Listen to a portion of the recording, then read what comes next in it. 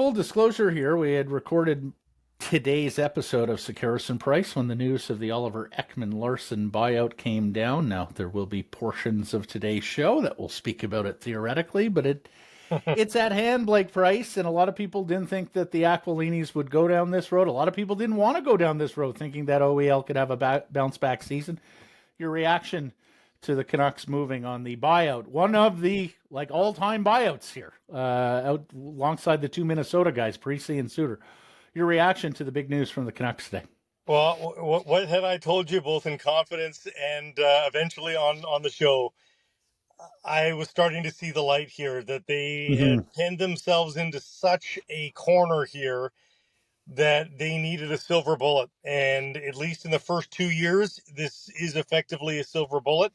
They will eventually pay the piper on this. Where the salary cap goes will determine ultimately how much of a price they pay.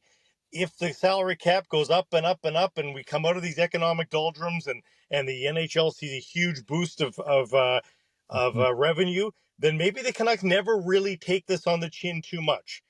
But, and this is my worry here, and I think there's good reason to worry, that they'll get a bump next year, like at $1 million this year, maybe $4 million the following year, and then another plateau of a few years. Then it still will be pretty punitive. Time will tell. But in the next 2 years, the Canucks can operate as a National Hockey League team, going for the playoffs, going to win hockey games. They will not be as hamstrung as it originally looked like. And this was their only avenue to being a truly competitive team. Yeah, as you say, magic bullet, silver bullet here. There was no other way you were going to be able to create this kind of cap space, particularly in the first 2 years. And for those who don't know, it's a $7.1 million cap savings this season and 4.9 in the next year. So 12 million of space over 2 years. I was thinking, Blake, like you would almost have to trade an all-star level player to create that sort of cap space. Really? In this environment where money is so hard to move. I think Patrick Allvin and Jim Rutherford have a little bit fallen prey here to what we're seeing around the NHL at large with how difficult it is to manage and account for the cap. And that is a little bit of, well, screw it. I'll probably won't be here in 5 years anyway when the pain starts, albeit the Canucks have a long history of kicking the can and kicking the pain down the road as well. And this also files under that category.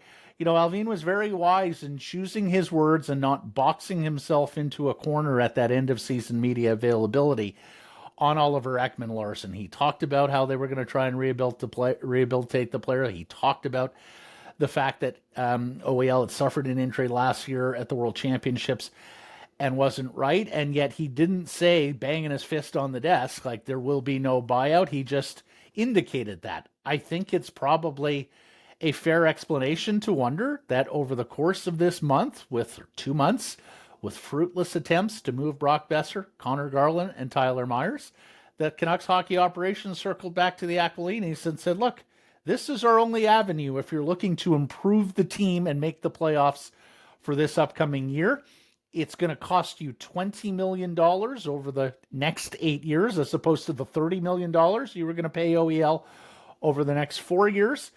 And look, the cap savings here are not small in the least. Like, now this makes them a player, Blake, in free agency. If you think there's any player worth going at in free agency, it makes them a player on the trade market, being able to add salary without having to give anything back. Also, Matt, guess what it does? It means they're no longer over a barrel. Now when you're negotiating a trade, and I saw some people already in this immediate reaction saying, oh, now the Canucks don't need to trade Garland, because I was talking about just how bad this OEL trade has turned out to be. Now they don't have to trade Garland. Well, they need still to trade a winger. They still are way too winger heavy. They need defensemen.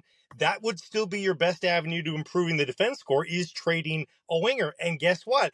No longer can the opposing team say, well, you need to do it, so I'm only offering you this. The Canucks don't need to do anything. It would behoove them to trade a winger and create and turn that into a defenseman, or at least a part of a defenseman. It would behoove them to do that, but they don't need to, so they can't get taken advantage of like they would have if they had to concede pennies on a dollar to an acquiring team. So there's a bit of a cascading effect here for the rest of the offseason, that yes, they can deep breathe here and make some true hockey moves the rest of the way, which is huge. Again, they are now in a position, and I'm not saying winning the cup. I'm saying they're in a position now to legitimately improve themselves for this upcoming season and be a decent hockey team. That's on the table for them via this road. Again, for the next 2 years at the very least, they could ultimately have a piper to pay, but for the next 2 years, they can Well, they do. operate like a regular National Hockey League team. Yeah, the Piper comes in year 5. Let's just break it down for everybody in case you're unfamiliar. It's a $7.1 million cap savings for this upcoming season. It's a $4.9 million cap savings for next season. It's then a $2.5 million savings in year 3 and year 4 before you get into the painful years, year 4 through 8, where it's a $2.4 million dead cap charge. But the way this contract was structured, the cap charge is over 4 for years 5 and 6, over 4 million for years 5 and 6. So they do have a couple of really bad years there, but that's down the road. They're going to hope that cap is so high that it doesn't matter. Yeah, and the way it is, the reason that this comes about with these numbers is the way this contract was structured, and it became pretty evident to me, and I think a lot of others, that if you saw a world where you were buying out OEL somewhere over the next 4 years, it behooved you to make that move here and now. Reap that $7 million cap savings, because let's face it, that is the big gift of this buyout, is the instant cap space and the amount of cap space immediately. Congratulations, because our original Bodog poll question today, Blake, with the window now open, will the Canucks use a buyout this offseason? 36% said yes. Congratulations to the 36% who voted yes. We have recast the poll question and are now asking you, was buying out Oliver Ekman-Larsson the right move? That's at Rinkwide Vancouver, at Rinkwide Podcast. And on Sekeres and Price, was the OEL and Garland trade with the Yotes the worst trade in franchise history? I'm sure we'll hear a lot of Cam Neely comparisons there, but it goes down as one of the worst trades in Vancouver Canucks history. Okay, as mentioned, this was an addendum, an emergency segment, if you will, Blake, into the Sekeres and Price show for here on Friday, June 16th.